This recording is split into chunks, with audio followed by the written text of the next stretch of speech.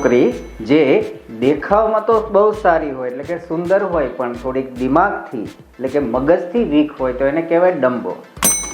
એવી છોકરી જે દેખાવે તો સુંદર હોય પણ શરીરે થોડી વધારે પડતી તંદુરસ્ત હોય તો એને કહેવાય ચબી.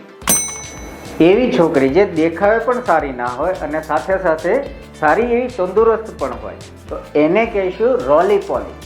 એવી છોકરી જે દેખાવે સાવ પતલી હોય એટલે કે પાતળી પરમાર હોય, લાકડી જેવી હોય તો એને કહીશું સ્લેન્ડર. અને જો છોકરાઓ પતલા હોય, લાકડી જેવા સુકાઈ ગયેલા હોય તો એને કહીશું સ્કિની.